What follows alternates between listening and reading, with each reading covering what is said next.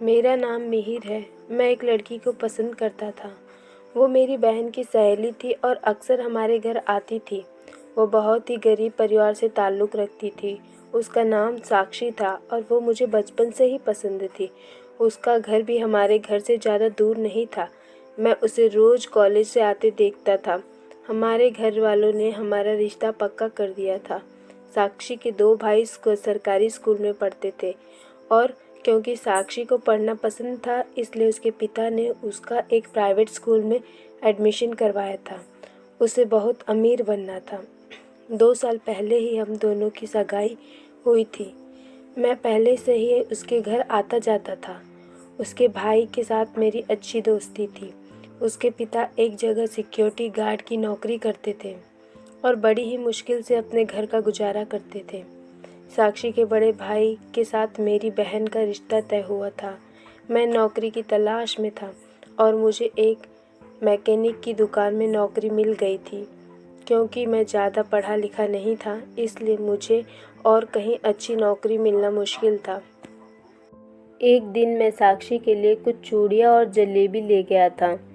मुझे देख उसकी माँ बहुत खुश हुई कि मैं उनकी बेटी का कितना ख्याल रखता हूँ। फिर मैंने उन लोगों को बताया कि मेरी नौकरी लग गई है। मैंने वो चूड़ियाँ साक्षी की माँ को दे दी और साक्षी को देने के लिए कहा। मैं कई बार ऐसे छोटे छोटे तोहफे उसके लिए ले जाता था और वो भी थोड़ा तामझाम कर दिखाकर वो गिफ्ट ले लेती थी, क्योंकि उसे भी वो चीज़ें पसंद आती थी। मैंने दी हुई चूड़ियाँ वो कॉलेज पहनकर जाती थी। जब मैं चूड़ियाँ देने गया तब आंटी जी ने उससे कहा कि मिहिर की नौकरी लग गई है। इसी खुशी में वो तुम्हारे लिए जलेबी और चूड़ियाँ लाया है। जाओ उसके लिए चाय बना लाओ। इस पर साक्षी ने कहा, मुझे पढ़ाई करनी है, तुम ही बना दो। आगे आंटी को शायद उससे कुछ और भी कहना था, पर मैंने ही बहाना बनाया कि मुझे देर हो रही है, फिर कभी फुर्सत में आऊँगा चाय पीने। थोड़ी दूर आने पर याद आया कि जल्दी जल्दी में मेरा फ़ोन उन्हीं के घर रह गया। जब मैं पहुंचा तो देखा साक्षी वो चूड़ी पहनने खड़ी थी। मैंने कहा, मुझे पता था तुम्हें चूड़ियाँ पसंद आएगी, पर उसने मुंह टेढ़ा करते हुए कहा कि मुझे ये कांच की चूड़ियाँ पसंद नहीं हैं, सोने की चूड़ियाँ चाहिए। अगर सोने की चूड़ियाँ लाते तो मुझे ज़्यादा खुशी होती। और उसने वो चूड़ियाँ निकालकर टेबल पर रख दी। आंटी को बहुत गुस्सा आ रहा था, पर मेरा दिल ही टूट गया। हमारे घर वाले हमारी शादी की जल्दबाजी कर रहे थे, लेकिन साक्षी इस शादी को मानो टाल रही थी। पर मुझे उसके इनकार की परवाह नहीं थी, क्योंकि मैं उसे बहुत प्यार करता था। पर आंटी ने उसे बहुत समझाया कि खुद को राजकुमारी या अमीर ख़ानदान की मत समझो कि कोई राजकुमार तुम्हें लेने आएगा। हम गरीब हैं, इसलिए जितनी हमारी चादर है उतने में ही हमें पैर फैलाने चाहिए, और इसमें भी भगवान की कोई मर्जी होगी। ये दिन भी गुजर जाएगा। बस जो भगवान ने दिया है उसमें खुश रहना सीखो। मिहिर तुमसे बहुत प्यार करता है, तुम्हारे लिए अपनी जान भी दे सकता है। सोचो, अगर अभी वो इतना ख्याल रखता है तो शादी के बाद कितना ध्यान देगा तुम्हारा। उसके पास ज़्यादा पैसे नहीं हैं, पर वो तुम्हें प्यार करता है, तुम्हारी इज्जत करता है। और एक पत्नी को अपने पति से इन्हीं 2 चीज़ों की उम्मीद होती है। ज़रूरी नहीं है कि हर लड़की जिसकी अमीर परवरिश में शादी हुई हो वो सुखी हो। सभी की ज़िंदगी में कुछ न कुछ कमी, कुछ न कुछ तकलीफ़ होती है। और जैसे तुम सपने देख रही हो वो सब फिल्मों और टीवी में होता है, असल ज़िंदगी में नहीं। और अपने गरीब माँ बाप को और तकलीफ़ मत दो। अमीर लड़के से शादी के सपने छोड़ दो और मिहिर जैसे हीरे की कदर करो। तुम्हारे पापा ने तुम्हें इतने महंगे कॉलेज में पढ़ने के लिए भेजा और तुम हमारी नाक कटवा रही हो। मैं अगले ही महीने तुम्हारी शादी की तारीख तय करवा दूंगी। साक्षी अपनी माँ की बातों में परेशान सी हो गई थी और सोचने लगी कि ये लोग मेरी शादी किसी अमीर घर के लड़के से होने नहीं देंगे, इसलिए चुपचाप अभी मिहिर से शादी कर लेती हूँ और शादी के बाद अपने सारे सपने पूरे कर लूँगी। मैं अपने सपनों की कुर्बानी नहीं दूँगी। मैं मिहिर से शादी करके बाद में उसे छोड़कर किसी अमीर लड़के से शादी कर लूँगी। सोशल मीडिया की मदद से मैं अपने सपने ज़रूर पूरा करूँगी। वहाँ जाने के बाद मैं अपने वीडियोज़ रील्स बनाकर रोज़ सोशल मीडिया पे अपलोड करूँगी और मशहूर हो जाऊँगी। इधर माँ मुझे ऐसा कुछ करने नहीं देंगी। मिहिर से शादी करके मैं महंगा फ़ोन खरीदूंगी और उसी पर रील्स बनाऊंगी। साक्षी को फ़ोन दिलाने के लिए पैसे के लिए मालिक से बात करने गया। काम पर गया तब मैंने एक लड़के से कहा कि मालिक तो इतने जल्दी मुझे पैसे देंगे नहीं। भैया आप बहुत मेहनत करते हैं और ये मालिक को भी नज़र आता है। देखना वो ज़रूर तुम्हारी बातों पर गौर करेंगे और क्या पता तुम्हारी तनख्वाह भी बढ़ा दे। तब मैंने कहा कि वो सब तो ठीक है पर मुझे पैसों की ज़रूरत अभी है। तब एक लड़का कहने लगा कि एक व्यापारी है जो ब्याज पर पैसे देता है पर उसे समय पर पैसे देने पड़ते हैं। ये सुनकर मैं तुरंत राजी हो गया। ठीक है फिर शाम को चलते हैं। हम दोनों शाम को उस व्यापारी के पास गए और पहचान होने के कारण उस व्यापारी ने मुझे पैसे दे भी दिए। मैं उन पैसों को देखकर फूला नहीं समा रहा था। सबसे पहले मैंने साक्षी के लिए आईफोन खरीदा और सीधे ही उसके पास पहुंचा। साक्षी उस फ़ोन को देखकर उछल पड़ी। थोड़ी देर बाद ही वो मेरे लिए गर्मा गर्म चाय बनाकर लाई और बोली, मिहिर अभी शादी को काफ़ी दिन बाकी हैं और तुम अभी मेरे लिए आईफोन ले आए। पर सुनो, तुम ये नेहा को मत बताना वरना उसे लगेगा कि भैया मेरे लिए तो कुछ भी नहीं लाए और होने वाली बीवी को आईफोन गिफ्ट कर रहे हैं। हाँ तो क्या हुआ अगर पता चल गया तो। लेकिन मेरे चेहरे को देखकर कहने लगी कि अच्छा ठीक है नहीं बताऊंगी। कह दूंगी मेरे कॉलेज के एक दोस्त ने मुझे गिफ्ट किया है जो बहुत अमीर है। मैंने वो फ़ोन साक्षी को दिया और खिन्न मन से घर लौट आया। समय बीता और हमारी शादी हो गई। मैं बहुत खुश था कि मुझे मेरा प्यार मिल गया है। मेरा प्यार मेरी बीवी के रूप में मेरे सामने बैठी हुई थी। कुछ दिन तो ठीक बीते पर धीरे धीरे साक्षी में बदलाव नज़र आने लगा और उस पर अब अमीर बनने का भूत सवार होने लगा। फिर भी हमने उसके इस पागलपन को अनदेखा किया। 1.5 साल बाद साक्षी ने एक नन्ही सी जान को जन्म दिया पर उसके दिमाग से अमीर बनने के सपने गए नहीं थे। उसे अब अपनी बेटी के भविष्य की चिंता लगती थी। उसकी माँ उसे कहती थी कि अगर इतनी ही चिंता है तो तू भी कहीं नौकरी कर ले। मिहिर को भी मदद मिल जाएगी और तेरे सपने भी पूरे हो जाएंगे।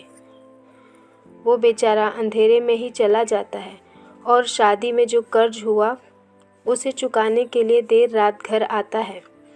तुझे शर्म नहीं आती ऐसी बातें करते हुए? माँ, मैंने पढ़ाई नौकरी के लिए नहीं की बल्कि किसी अमीर घर की बहू बनने के लिए की है और मुझे मत सिखाओ मुझे क्या करना है क्या नहीं। दूसरी तरफ मेरी माँ पढ़ी लिखी नहीं थी और सीधी सादी थी। वो अक्सर मुझसे कहती थी कि बहू ना तो घर का कोई काम करती है और ना ही मुझे पोती को हाथ लगाने देती है। बस दिन भर फ़ोन में लगी रहती है। और जब मैं साक्षी से पूछता तो कहती, मैं नहीं चाहती कि तुम्हारी अनपढ़ गंवार माँ की परछाई मेरी बेटी पर पड़े। और अगर मैं कुछ कहता तो मुझे मेरी गरीबी और कम पढ़े लिखे होने का ताना मारती। मेरी बेटी अपनी माँ के डर से मेरे और अपने दादी के पास जाती तक नहीं थी। साक्षी दिन भर रील्स बनाती और सोशल मीडिया पर डालती रहती। एक दिन एक लड़के ने साक्षी को सोशल मीडिया के जरिए प्रपोज किया। पहले दोनों में दोस्ती हुई और फिर मिलने का सिलसिला शुरू हुआ। उसने बताया कि वो बहुत अमीर है और उसका खुद का बहुत बड़ा बंगला है। साक्षी भी राजी हो गई। वो उस लड़के को हमारे गरीबी के बारे में भी बताती रहती थी। एक दिन मेरी माँ उसके मायके गई और उसकी माँ से इस बारे में शिकायत भी की। वो दिन भर किसी से बातें करती रहती है पर माँ ने मुझे ये सब नहीं बताया था। साक्षी अपने मायके भी नहीं जाना चाहती थी क्योंकि वहाँ उसकी माँ उसे हर बात पर टोकती रहती थी। अब वो अपने प्रेमी से चुपचाप मिलने लगी। उसका बड़ा घर और गाड़ियाँ देखकर वो हैरान थी और उसे भी ऐसा ही लड़का चाहिए था। उस लड़के ने उसे अपना घर दिखाया और कहा कि अपने पति को तलाक दे दो और मुझसे शादी कर लो, तुम हमेशा यहाँ ऐशो आराम में रहोगी। फिर साक्षी ने उसके सामने एक शर्त रखी कि तुम्हें मुझे मेरी बेटी के साथ अपनाना होगा, और वो राजी हो गया। अब साक्षी मुझसे किसी न किसी बात को लेकर लड़ने लगी थी, क्योंकि उसे मुझसे तलाक चाहिए था। पर मैंने उसके बातों को ज़्यादा गंभीरता से नहीं लिया, क्योंकि मैं उससे प्यार करता था। एक दिन साक्षी मेरी बेटी को लेकर भाग गई। सुबह जब उठा तो साक्षी और मेरी बेटी दोनों ही बेड पर नहीं थी। मैंने और माँ ने बहुत ढूंढा पर दोनों कहीं नहीं मिली। मैंने उसके मायके फ़ोन किया तो उन्हें भी कुछ पता नहीं था। वो लोग घबरा गए, हमारे घर आ गए। मैंने साक्षी को फ़ोन भी लगाया पर उसका नंबर बंद आ रहा था। 2 दिन हमारे बहुत ही चिंता में बीते। तीसरे दिन उसका फ़ोन आया। उसकी माँ ने तुरंत फ़ोन मुझसे लेकर स्पीकर पर डाला और कहने लगी कि नालायक लड़की, कहाँ है तू? एक बार भी हम लोगों के बारे में नहीं सोचा ऐसा कुछ करने से पहले? तब साक्षी कहने लगी कि आप लोग को मेरी चिंता करने की कोई ज़रूरत नहीं है। तुम लोगों ने मिहिर जैसे लड़के से मेरी शादी करवाकर मेरी ज़िंदगी बर्बाद कर दी। मैं उस गरीब लड़के और उसकी गरीबी से तंग आ चुकी थी और मुझे अब मेरे मन के हिसाब से एक अमीर लड़का मिल गया है, और तो और वो मुझसे बहुत प्यार करता है। वो मेरी बेटी को भी अपना रहा है। इसलिए अब मुझे मिहिर से तलाक चाहिए। मुझे अब उस गरीब के पास नहीं लौटना है। मुझे मेरी ज़िंदगी मेरे हिसाब से जीने दो। मुझे अब तुम सबसे आज़ादी चाहिए। ये सुनकर तो मैं टूट सा गया था और मेरी आंखों में आंसू आ गए थे। तब मैंने कहा कि साक्षी जो कुछ कह रही है उसके आप सभी गवाह हो। और साक्षी, ठीक है, अगर तुम्हें मुझसे तलाक चाहिए तो मैं तलाक दे दूंगा। तुम अब मेरी तरफ से आज़ाद हो। साक्षी के पापा का तो रो रो कर बुरा हाल था, क्योंकि उनकी लड़की ने उनकी इज्जत पैरों तले रौंद दी थी। वो दोनों पति पत्नी हाथ जोड़कर माफ़ी मांग रहे थे उनकी बेटी के किए पर मुझे उनसे कोई शिकायत नहीं थी। वो मुझसे कहने लगे कि तुम हमारे बेटे जैसे हो और वैसे ही रहोगे। मैं ये सदमा बर्दाश्त नहीं कर पा रहा था, पर कहूँ तो किससे? मैंने साक्षी के तलाक के कागजात भी भेज दिए थे और अब वो मेरी तरफ से पूरी तरह से आज़ाद थी। अगले दिन मैं अपनी रोज़मर्रा की ज़िंदगी जीने लगा। जब काम पर पहुंचा तो वो व्यापारी पैसे लेने के लिए आया हुआ था और मुझ पर चिल्लाए जा रहा था, क्योंकि इस महीने उसे पैसे समय पर नहीं मिले थे। पर जब उसने मेरा उदास चेहरा देखा तो मुझसे पूछने लगा कि क्या हुआ, कोई बात है क्या? मालिक भी हमारी बातें सुन रहा था और वो भी मुझसे पूछने लगा कि आज तक हमने तुम्हें इतने टेंशन में नहीं देखा है, कोई बात है क्या? तब मैंने मालिक को सारी बातें बताई, क्योंकि उन्होंने देखा था कि पैसे चुकाने के लिए मैं रात दिन मेहनत कर रहा था। मैंने व्यापारी से कहा कि मुझे पता है कि आप पैसे लेने और मुझे 4 बातें सुनाने आए हैं, पर मैंने ये जानबूझकर नहीं किया है। मुझे थोड़ा और समय दीजिए, मैं आपके पैसे लौटा दूंगा। तब वो बोला कि तुम मेरे घर आना, मुझे तुमसे कुछ बात करनी है। मैंने कहा कि अगर आपको मुझे अपमानित या मारना है तो जो कुछ भी करना है यहाँ कर लीजिए। तब वो बोला कि मैं वैसा आदमी नहीं हूँ। मैं तुमसे ये पूछना चाहता हूँ कि क्या तुम मेरी बेटी से शादी करोगे? तुम मुझे एक ईमानदार और सच्चे इंसान लगे हो। मुझे उसकी बातों पर विश्वास नहीं हो रहा था। जब मैं उनके घर पहुंचा तो उसने अपनी लड़की से मिलवाया और कहा मेरी लड़की बहुत सीधी सादी है। उसका पति और उसके घर वाले उसे बहुत तंग करते थे पैसों के लिए। मैंने अपनी तरफ से उन्हें पैसों की मदद की, पर उनका लालच खत्म होने का नाम ही नहीं ले रहा था और बदले में वो मेरी बेटी के साथ बहुत मारपीट करते थे। बस इसलिए मैंने अपनी बेटी को वापस वहाँ भेजा ही नहीं। पर क्या तुम उसे अपने घर में और अपने जीवन में जगह दे सकते हो? तुम्हें पैसे लौटाने की भी ज़रूरत नहीं है। मैं कोई व्यवसाय भी शुरू करवा दूंगा।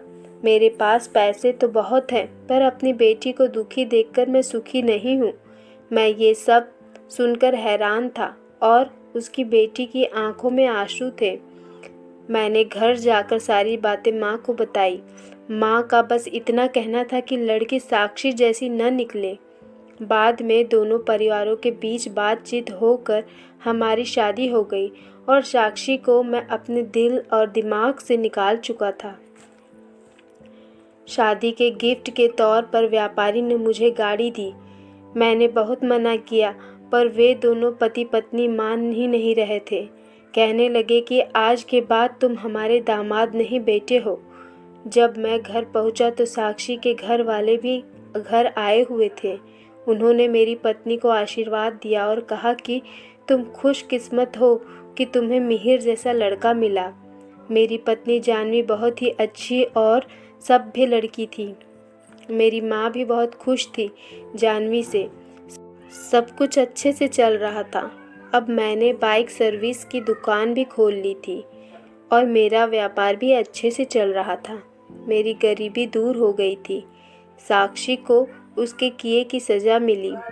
उसके घर वालों ने उससे सारे रिश्ते तोड़ दिए थे और वो लड़का कोई अमीर परिवार का नहीं था, बल्कि उस बंगले में काम करता था और उसने साक्षी को उस बंगले में काम करने के लिए लगा दिया था। बहू बनकर नहीं, बल्कि नौकरानी बनकर। साक्षी को अब बहुत पश्चाताप हो रहा था। उसने मुझसे भी कई बार बात करने की कोशिश की। वो लड़का उसकी इज्जत से खिलवाड़ करके कहीं और चला गया था। अब साक्षी के पास कोई रास्ता नहीं था। हार कर उसने आत्महत्या कर ली। जब मुझे ये पता चला तो मैं जानवी को लेकर उसके बंगले पहुंचा। मेरी पत्नी ने खुशी खुशी मेरी बेटी को अपना लिया था। अब वो भी माँ बनने वाली थी। कुछ समय बाद उसने एक बेटी को जन्म दिया। अब मेरा परिवार पूरा हो चुका था। मैं अपनी दोनों बेटियों जानवी और माँ के साथ बहुत खुश था। फ्रेंड्स, अगर स्टोरी अच्छी लगी हो तो प्लीज़ मेरे चैनल को सब्सक्राइब करिए और वीडियो को लाइक करिए और स्टोरी को शेयर। स्टोरी को यहाँ तक सुनने के लिए आपका बहुत बहुत धन्यवाद। फिर मिलते हैं एक नई बेहतरीन कहानी के साथ। तब तक के लिए गुड बाय।